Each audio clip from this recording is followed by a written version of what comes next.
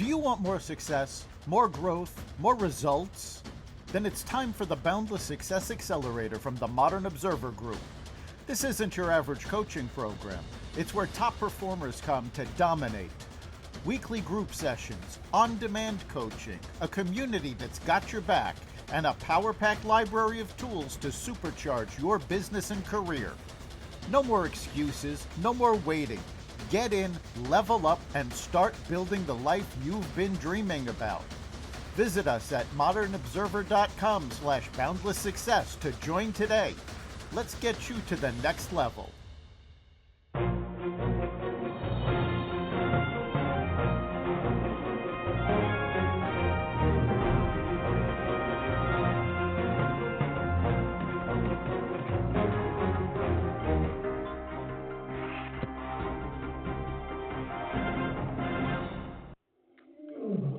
Welcome to another edition of Carnivore Bites. I'm your host, Jeff Sherman, along with Dr. Eric Lopkin. And Dr. Lopkin, quite a week since our last podcast, and we're going to start with the quasi-State of the Union by Trump. And I'm still reeling from it, reeling from the disarray of the Democratic Party. We always talked, even on terrestrial radio, that I, and you kind of concurred, wouldn't let most Democrats change your oil, but they were good at spin doctory. I don't know if that train left the station. Your thoughts, Dr. Lopkin? No, Quite a performance. The behavior at the State of the Union address last night was appalling. And the best description that I've heard was they got together, said, "We have a 21% approval rating. How can we make it lower?" Yes, there's no question about it. And it also, I think, is indicative, your opinion, please, of an organization without a rudder or leadership. That what happened last night was indicative of a organization without leadership. And also, I'm not so sure Bill Maher, who is a liberal, I think he has a very good point, and a point rooted in history. You go back in time 100 years ago, 120 years ago, the Whig Party was more than viable. Yes. Are the Democrats going to be the new Whigs? I mean, what we've seen, I mean, it's actually something out of a Seinfeld episode or Curb Your Enthusiasm. They have a kid who, I mean, I'm not laughing. I mean, he's a brave kid. He has got cancer, and they don't applaud that. I mean, yeah, really? I mean, are you kidding me? When you have such Trump derangement syndrome that you can't stand to support a kid who survived brain cancer and another child who's, well, he's not really a child, but who's a young adult. Young adult, whose father passed away when he was young, and his big dream was to serve his country and get into the military academy at West Point, and they announced that he made it. They're sitting on their hands, they're looking at their phones. It's like, really, you are out of touch with the American people. And what really cracked me up was that they decided to wear pink to show that they're for supporting women. And yet, 24 hours earlier, every Democrat senator voted against the Protection of Women Act. You are correct. And it goes down to also the 80-20 rule. Yep. And it happens hardly ever in politics. Usually you're splitting hairs, okay? But these things like, the border, transgender nonsense, guys in women's sports, they're 80-20. And yet, like you said, let's have a meeting and... 80% of the country was behind the Protection of Women rule, and they decided, no, this is the hill we're going to die on.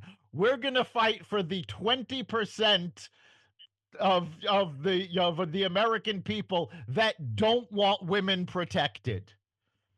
Okay, the analysis, Dr. Lopkin. Doctor, I, why? Why?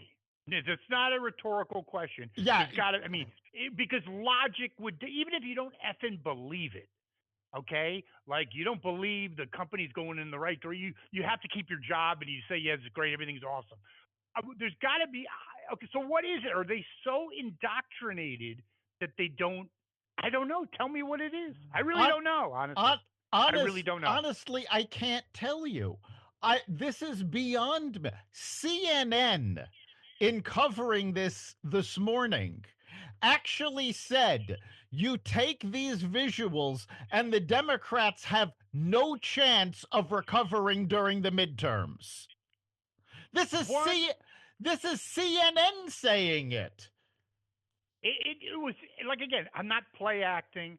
I'm aghast. I just can't with the stupid little signs.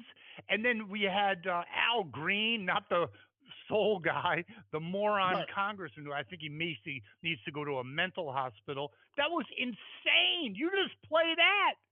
You just Yeah. play. What the hell are you doing? Well, Al Green, let's face Is it, insane. this wasn't just a random Democrat.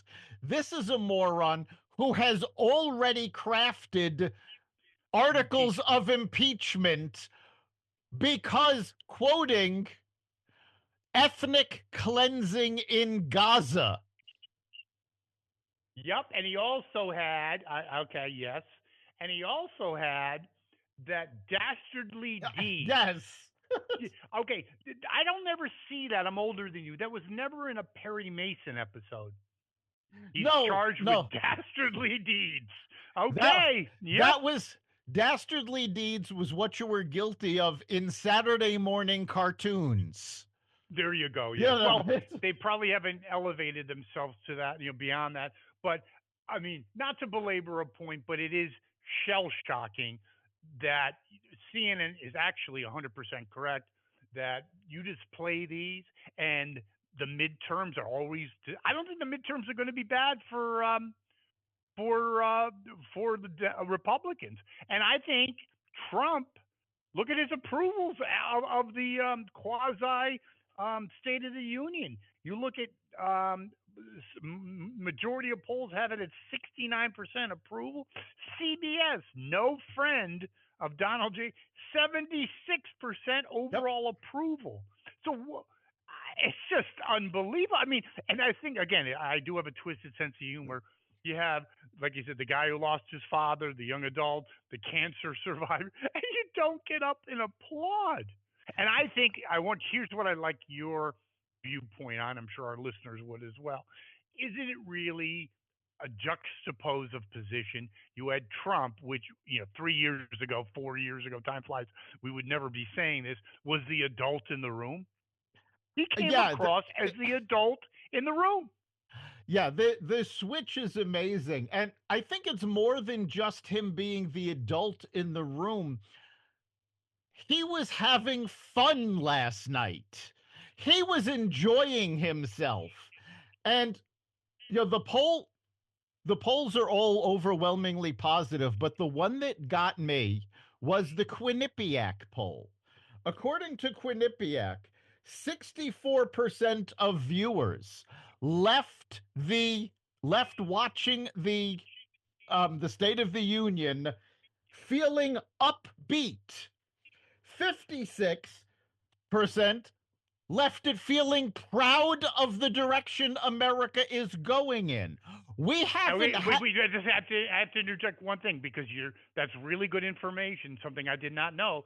But it's even probably better than that because Quinnipiac always pushes to the left. It does. We have not had 56% of Americans feeling proud of the direction of the country in at least 6 years. At least easily, maybe back to Clinton or something. Yeah. So okay, so let's regroup and what do the Democrats do? We don't want to give them help, but what can or is it really? It might be. I'm not really not kidding. it could be so fragmented it may be hopeless. You look at AOC and Omar, the anti, well, they're both anti-Semites, but yeah, they're giving webinars on how to defeat ICE. And if you saw AOC, she was interviewed by NPR. She was a little bit scared. I mean, Well, I don't think. they are Go looking ahead. into whether or not To her charge weapon them. yeah, her webinars are make her guilty of obstruction of justice. I have a feeling, and it's splitting hairs, but I have a feeling if it were to go to the Supreme Court, she would not be found guilty, because technically she's just talking and it's freedom of speech. Okay, I understand. That would. Yeah, I think you're probably right. I do think again we're talking about messaging as well in terms of a marketing perspective. Uh, I think her ship. We talked about this before. Bernie's ship, Elizabeth's ship, has sailed. Yeah, It's it's like okay, I've seen the Beach Boys reunion like 20 years ago. I think I'm good. Thank you very much. you know there were a lot of polls and a lot of surveys that said the turning point in the 2024 election was an ad that Trump ran saying that he was for you while the Democrats were for them. Hmm. Yes, it Last ran night, heavily in Pennsylvania. Yes, it did. yes, last night, the Democrats doubled down on not being for you. They've basically said, you know what? We're not even going to try to fight for America. We want Trump to fail so badly that we will throw the country under a bus rather than do what's right for our constituents. I think that is well said, Dr. Lopkin, and that hits the nail on the head. There is no question about it because they're so indoctrinated. They're so out of their minds. They got such Trump derangement syndrome that I think that they've always had that inclination, but now they're throwing the baby out with the bathwater. Yeah, They don't really give a shit. and it's not good for the country. The country actually needs, well, I was going to say the country needs a strong Democratic Party, No, we but don't. they need a strong second party. Doesn't have to be the Democrats, because if you look at every city that is falling apart in the US, it is always one party rule.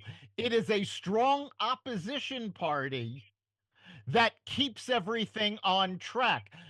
The Democrats have now abandoned actual opposition in favor of throwing temper tantrums. That is correct. And they also have lost their ability to lead. You look at the difference in the increasing divide between red and blue states. Where are people moving to? Red. Where do people retire to? Red. Uh, and I think when you look at Connecticut, Dr. Lopkin, that's an example of a state that was once the envy of maybe the rest of the nation. How do you like this? Or at least in the top five in many attributes business, quality of life, and education. But with the Democratic leadership unopposed, as you said, over the last 40 years. And one of the things about Connecticut was that, well, it's a little more expensive, but companies come here because our workforce is so highly educated and evolved. Um, you look at the damage that a Republican, unchecked Republican stewardship can do. You have people graduating high school with honors in Connecticut, getting scholarships to a highly ranked public education school, college, UConn, who are illiterate. Yes, right now Illiterate. there's a lawsuit going on by this honor student.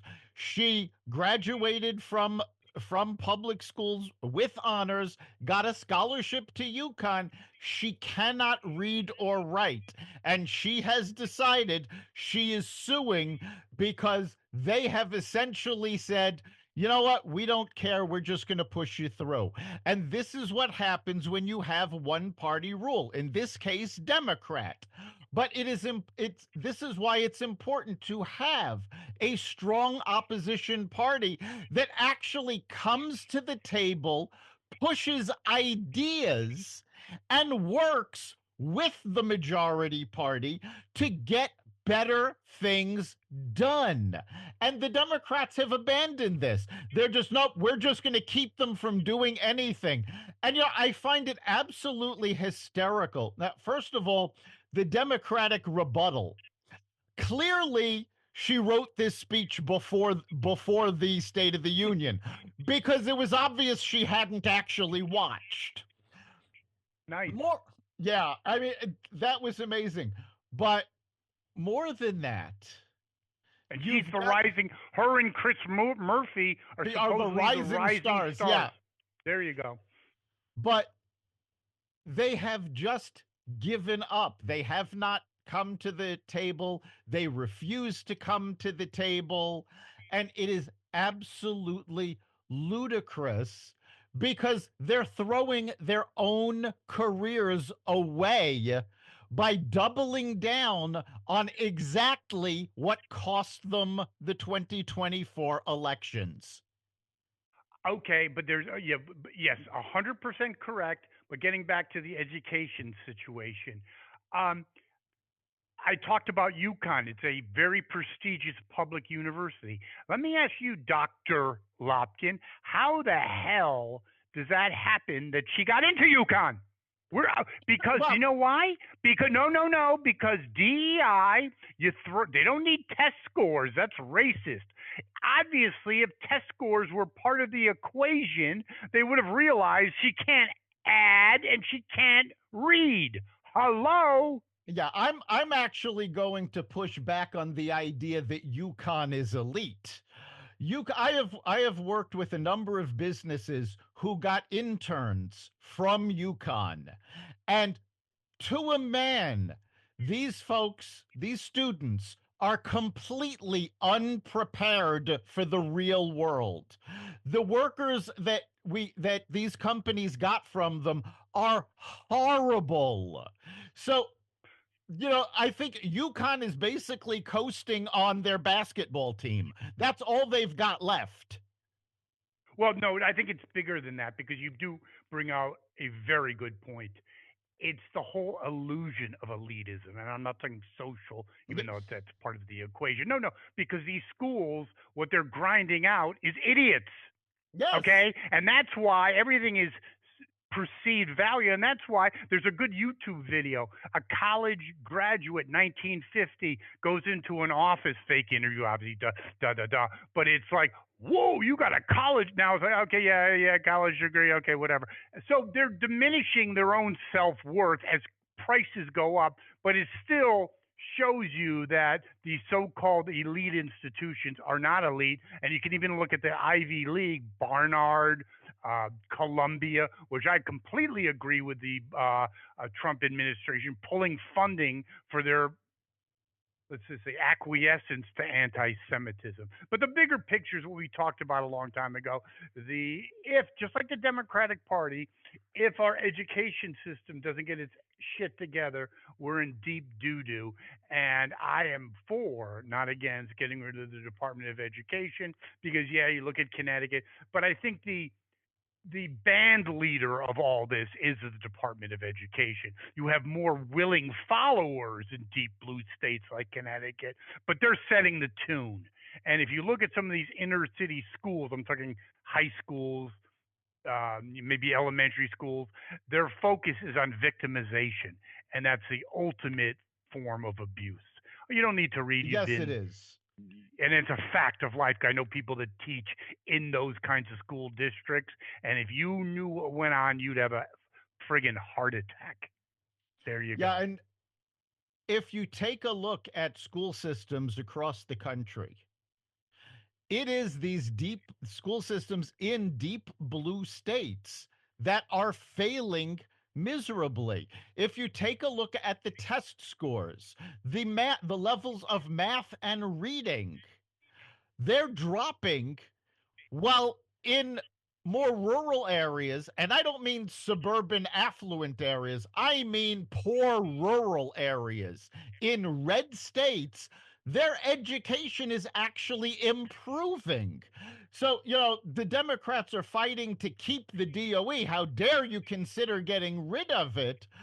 Of course, they're fighting to keep it because without it, their followers are going to be up Schitt's Creek without a paddle. Yes, and isn't it ironic that I remember when the big thing was they always looked down on the chewing tobacco, Tennessee, blah blah blah. Well, maybe the joke's on you because deep blue Connecticut, elitist Connecticut, you have graduates of high school that are illiterate. You may want to rethink that. But it is There interesting when you talk about getting rid of the Department of Education and the whole Doge thing.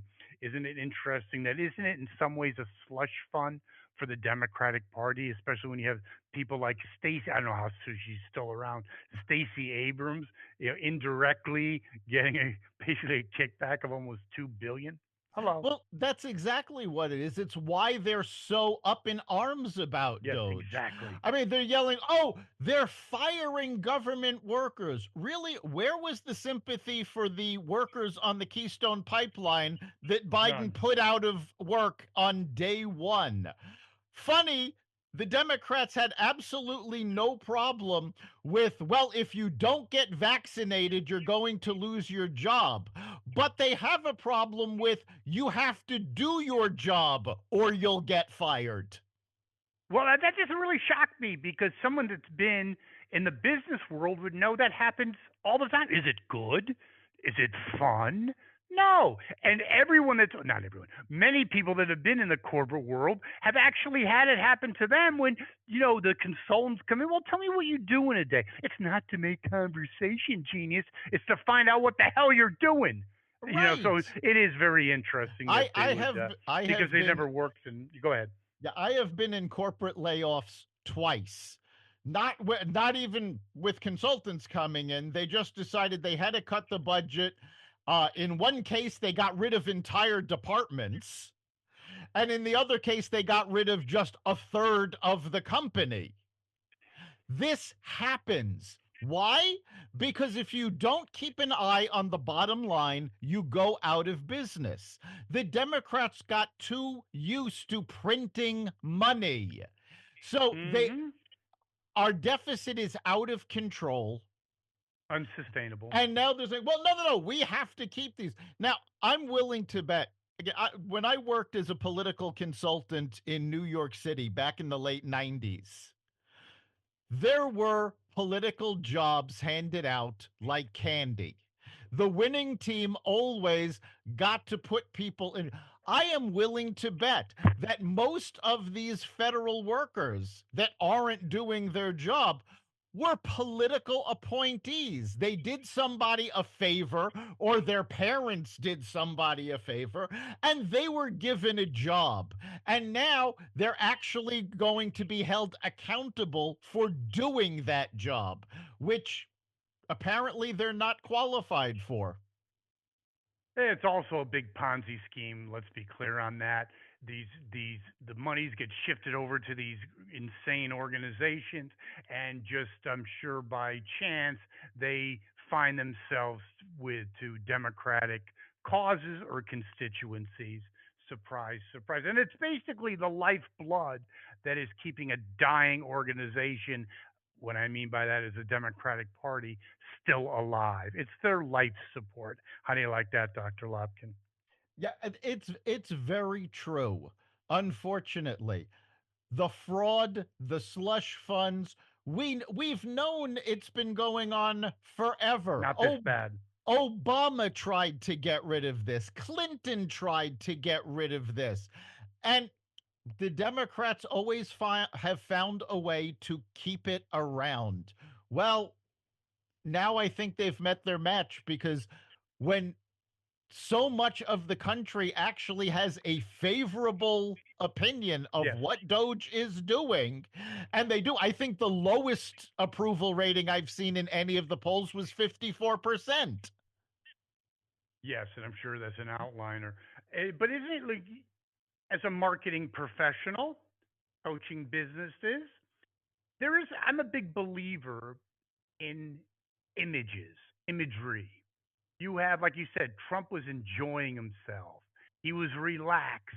And then you look at they're freaked out. They're angry.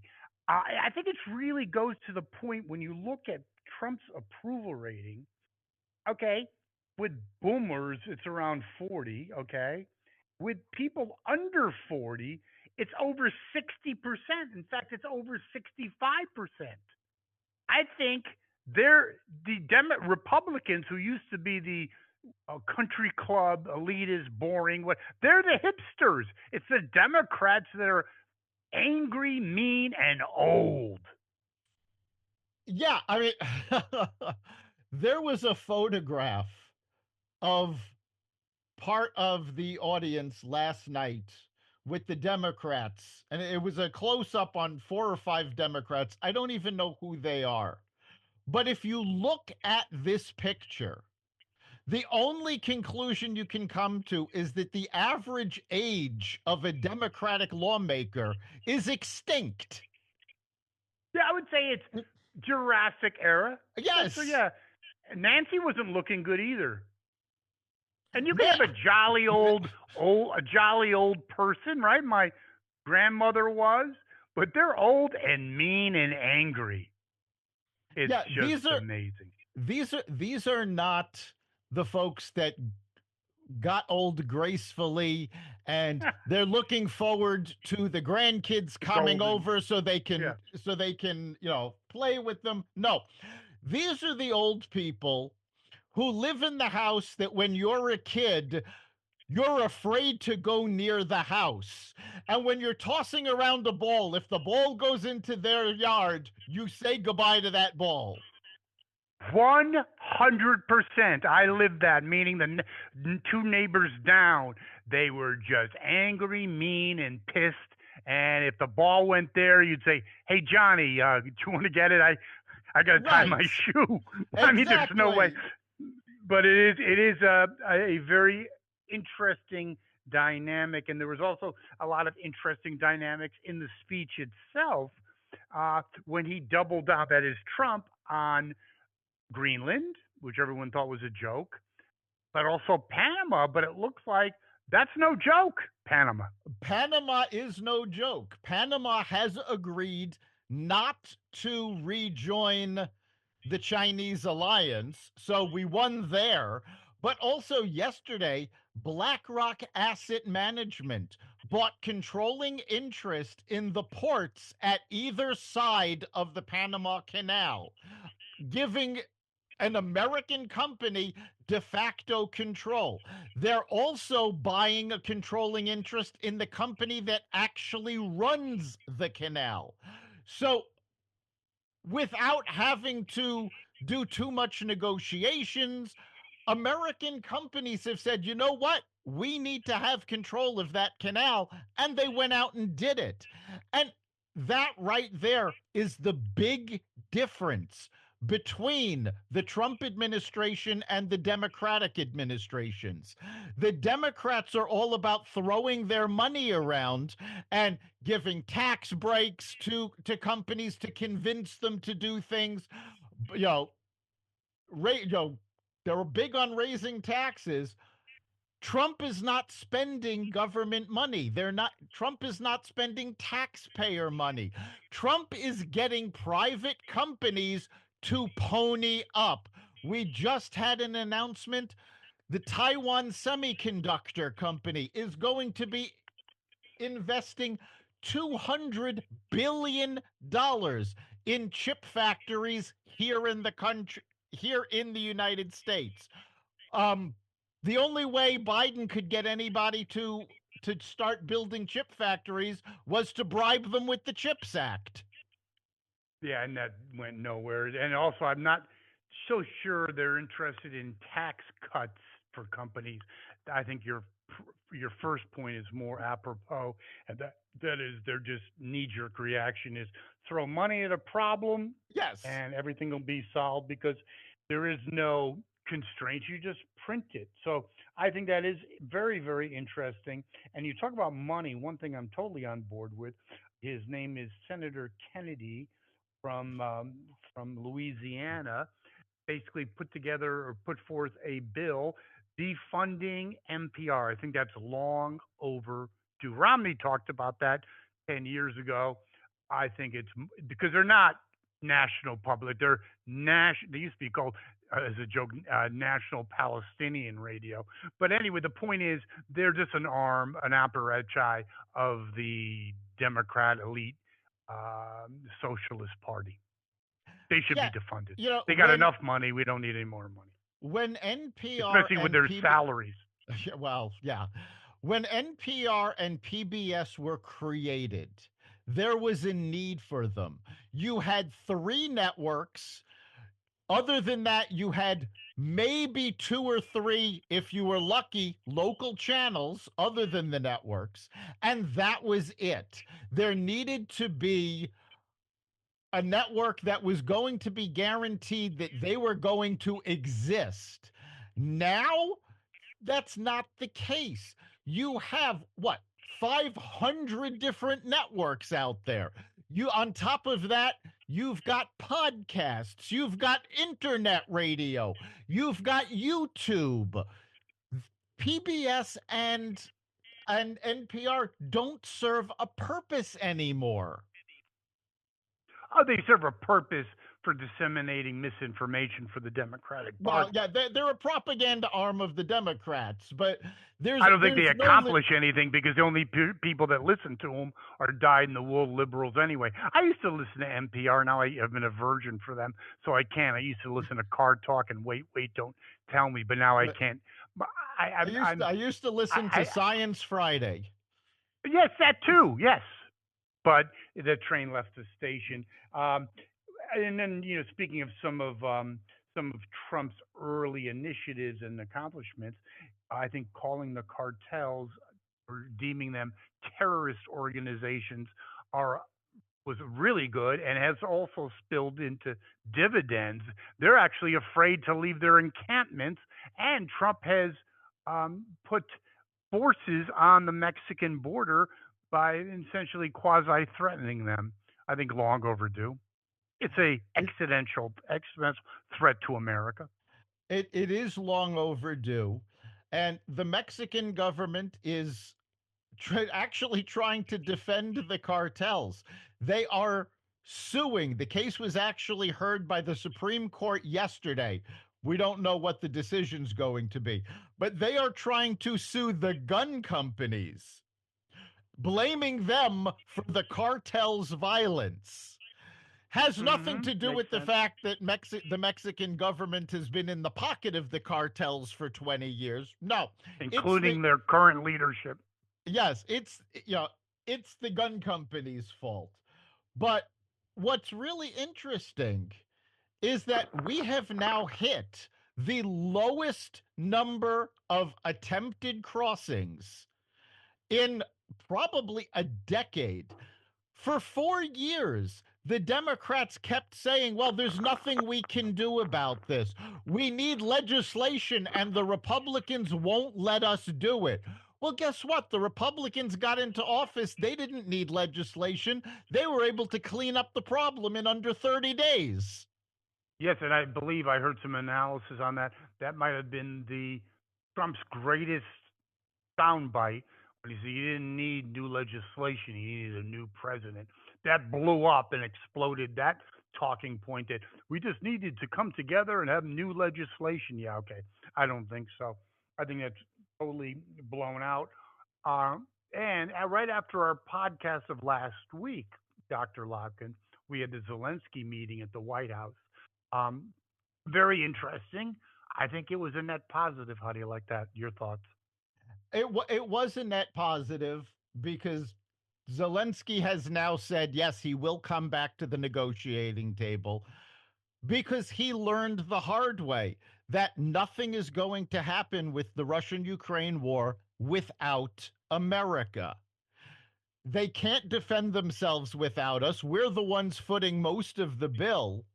He flew off to Europe where UK Prime Minister Starmer put together this great plan for the defense of Ukraine, and the French signed off on this. And in describing the plan, Starmer actually said, well, of course, this plan's going to rely very heavily on the US. Well, and that's So, why we probably disagree on this, but I am not all that enamored with NATO because I think we've enabled our children in the EU to become socialist, um, former shadows of themselves. That England, one of the big forces in the victory in World War II, couldn't invade Rhode Island at this point. And if you no, look at the EU over the last 20 years, they are now 50% of the wealth factor of the United States. Um, you have to go down to like 25 for any in the top, 100 corporations in the world. Innovation gone. So Europe needs to get, their shit together too. yeah, And I think they we've need to enabled get them. And yeah, they need to get their stuff together. It's absolutely ridiculous what they've allowed to happen. But what really got my attention was the media coverage of the Trump Zelensky argument. Like this was the only time this had ever happened in history. hmm Biden had the same argument with Zelensky, and the Democrats and the liberal media said nothing. Obama had basically the same argument with Benjamin Netanyahu and with the head of Pakistan. The Bush administration had the George W, not senior, had the same situation with the head of Pakistan. The only thing that made this different from all of the others is that there were cameras present. But well, you know, they're trying to use this as evidence that, oh, Trump is unfit. He's in the pocket of Putin. And again they fell back to Russia, Russia, Russia. well, they can't help themselves, and neither can the mainstream media, CNN, MSNBC. Um, Even though they're failing, Democrats, mainstream, they can't. I think they're just so entrenched in their own ideology, a way of doing things. There's an old adage, if you've always solved problems with a pencil and you have a new computer put in your office, you're still going to go to the pencil. I think that's where we are with both the mainstream media and the Democratic Party. I'm kind of interested. Speaking of the mainstream media, we have Chuck Todd, a someone who's always carried water for the Democrats, come out and surprise, surprise, Gomer Pyle. He basically says that yes, he's come to the epiphany that Uncle Joe is really not a good family man or person, but really a son of a bitch.